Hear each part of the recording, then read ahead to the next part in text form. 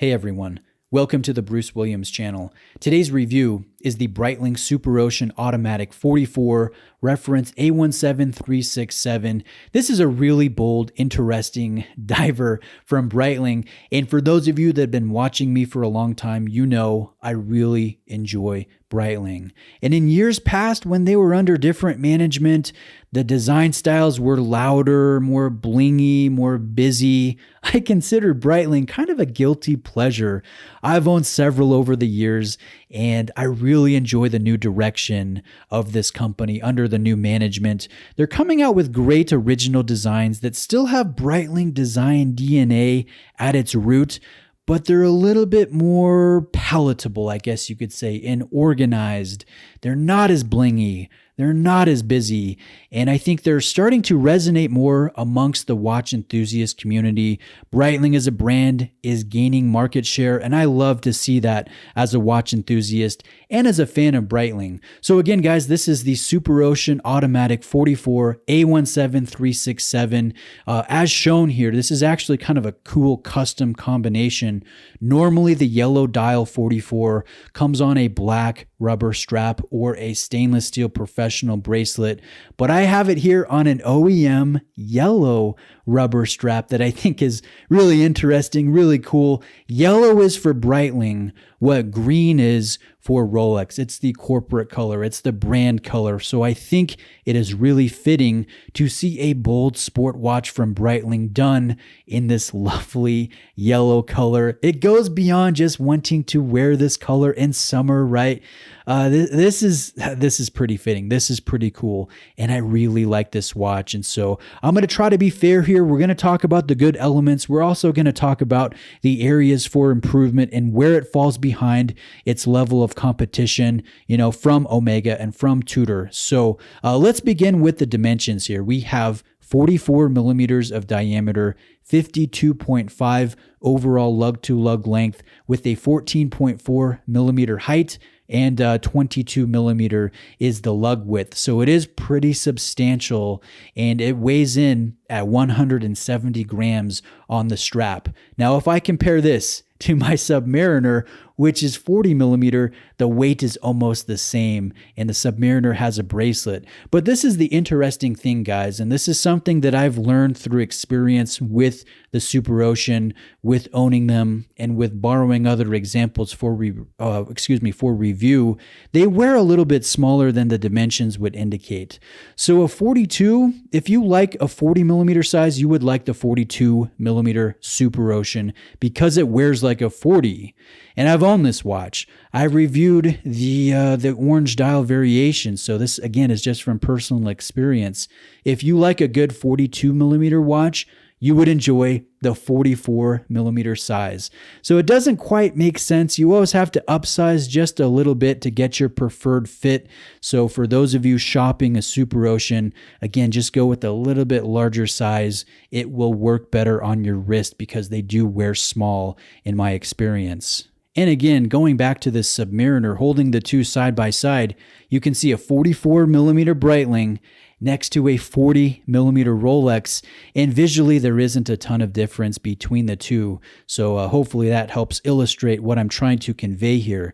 Now the watch carries a Breitling 17 caliber within the case, which is not an in-house Breitling. This is an ETA 2824 base that they finish very well, they upgrade, they regulate, they send to the COSC for certification. So it will be very well dialed in and very accurate, but it does have rather pedestrian specs when it comes to power reserve, which is 38 hours. The other specs are the same as other ETA movements, 28,800 beats per hour, and this particular caliber carries 25 joules. Now, you won't be able to see it in an exhibition case back. This has a closed case back stainless steel that I think is really tasteful and carries the signature here in the middle with the Superocean retro font from the late 1950s. I think that's really cool. I like seeing that also on the dial side, mixed with the wings applied badge, which I know most of you that watch my videos,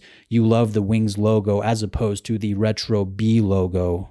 Now with the Superocean, there is several different sizes from 36, I believe up to 46, a ton of different colors.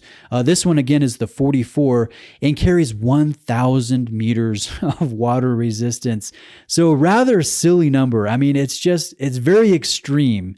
And you do have a helium release valve on the 9 o'clock side of the case. If you opt for a 42 millimeter variation, you're going to get lower water resistance. You will not have a helium release valve. So just be aware of some of the differences in the sizes that you're looking at that you might be shopping. Personally, I prefer the 44. Again, I've owned a 42. I've reviewed a 42. This is my first experience with the 44, and I've got to say I'm liking the size more. It's very substantial, and again, it's comfortable. It's not unwieldy. It doesn't feel too long or too tall. So again, that's just personal preference here. If we look at the signed crown at the 3 o'clock side of the case, we do have crown guards here that protect the crown, but this carries twin gaskets in the architecture. So that's kind of reinforcing the idea that this is purpose built. It's really robust. You'll likely never go beyond maybe 20 meters, right? PADI, the safe recommended depth from PADI is 30 meters, and you have 1,000 meters of water resistance here. So it's just bragging rights at this point, in my opinion. You like to have a really well-built, well put together watch, and for 1,000 meters of water resistance, and this being under 15 in overall height, I think that's pretty cool. Now, one of the things that I really enjoy about Breitling is they are among the best in the business at anti-reflective treatment on their domed sapphire crystals.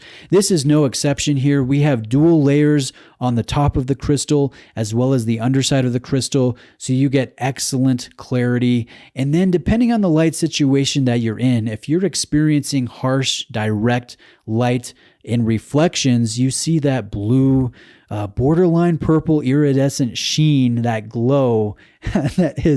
That's really cool. I love seeing that as a watch enthusiast, as a watch fan. Let's do the lume shot, guys. We have Super Luminova. It's white tone and natural light. It's green in low light, and it's surprisingly potent and has good longevity. So whatever formula they're using a nice example here. I think this is very satisfying. Now let's round out the positive elements here, the pros, and then we'll go into the cons and the suggestions for Breitling. I think this watch carries excellent presence. It comes down partially due to the size of the watch, partially due to the bold corporate color, the lovely yellow, which borders more warm than cool when it comes to the hue. And then I think part of it are these awesome markers that are supersized. We have some traditional elongated trapezoidal indexes, but then we have these massive Arabics at the 12, 6, and 9. And there is no mistaking the time on this watch. I really do enjoy that. I love the boldness. I love the presence. And I think the comfort is definitely here. It's not an unwieldy watch in any degree. I mentioned how yellow is to Breitling, what green is to Rolex. So I do think it is very fitting here. This goes beyond just being kind of a fun summer piece or an accent piece. I think this could stick around and be worn in rotation all year long. This is a very robust watch. It does have that silly water resistance. We do have a screw bezel attachment system that you don't see very often. You see it with Breitling, and then you see it with Zinn, and it's just nice to know that this thing is really well engineered and executed. I mentioned the good lume. I mentioned the good anti-reflective treatment. Overall, I just think this is very solid, very well constructed, and very satisfying for the price. $4,300 is the retail price on the professional bracelet. If you get the Tang buckle like this is, the retail price is $3,800. And if you get it on rubber, but with the upgraded deployant buckle, the price is $4,100. And those are full retail price. That's before any discounts that you negotiate. So looking at that and then looking at Omega, looking at Tudor, I think this is very appropriate. It excels in some areas and it falls short in some areas. With Omega, with Tudor, you're going to be getting in-house movements. You're going to be getting thicker watches. You're going to be getting a little bit nicer tactile elements when it comes to the bezel action. I think the Breitling definitely holds its own, and I will be quiet here and sample the tactile elements so you guys can get a good sense of what this feels like.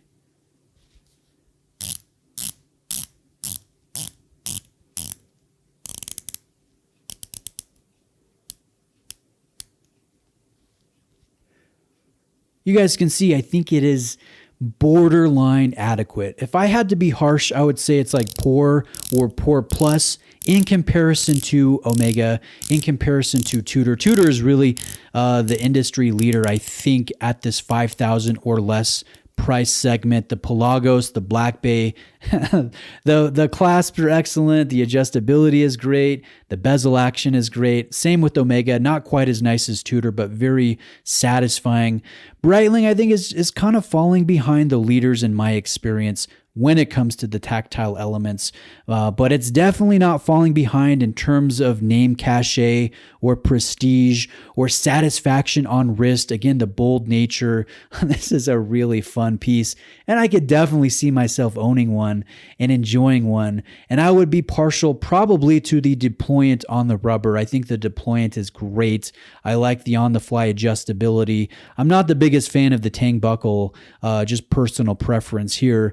And one suggestion for Breitling is maybe offer. I know you're already offering us a ton of sizes and colors, so I almost feel silly suggesting this, but a no-date variation could be really cool and would balance out this bold dial a little bit more, losing the date aperture and getting a big stylized 3 Arabic. I think that would be really, really cool.